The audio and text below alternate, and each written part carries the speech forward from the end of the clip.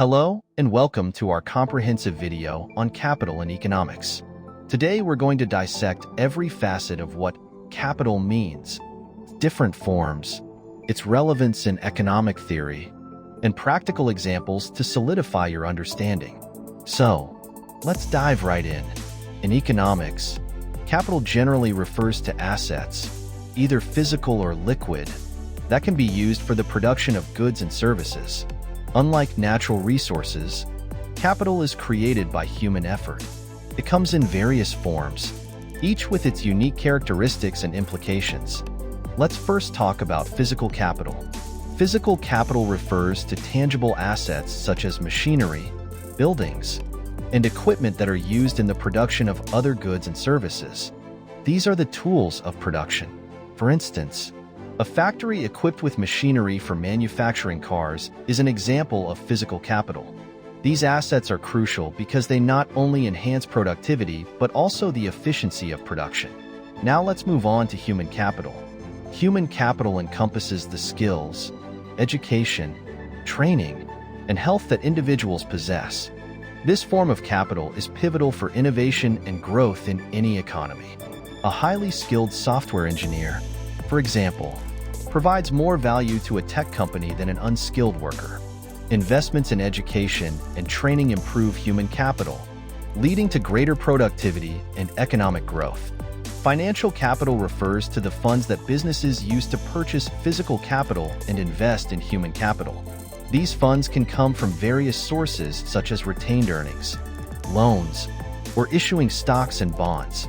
Consider a startup that raises $1 million from investors.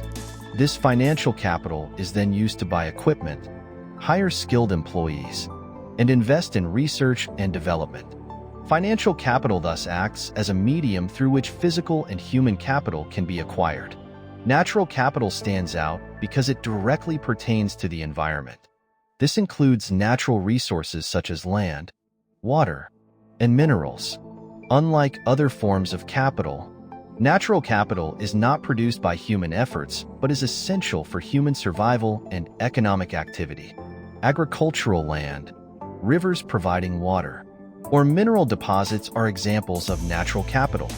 These resources need to be managed sustainably to ensure long-term economic growth and ecological balance. Intellectual capital is another crucial form. This involves the intangible assets that contribute to a company's competitive advantage, such as patents, trademarks, and proprietary technology. In today's knowledge-driven economy, intellectual capital plays a significant role.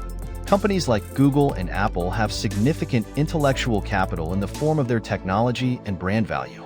This kind of capital often results in sustained competitive advantage. Now, let's explore the role of capital in economic development. Capital accumulation is essential for economic growth. It enables the production of more goods and services, which leads to higher income and improved standards of living. To illustrate, let's consider the economic development of South Korea. Investments in human capital through education and in physical capital through industrial facilities have led to rapid economic growth over the past 5 decades. Now, it's time for some questions and answers to test your understanding. Question 1. What is the difference between physical and financial capital? Answer. Physical capital refers to tangible assets like machinery and buildings used in production. Financial capital refers to the funds used to acquire physical and human capital. Question 2.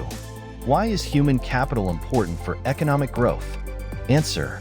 Human capital is crucial as it involves skills, education, and health, contributing to higher productivity and innovation, which drives economic growth.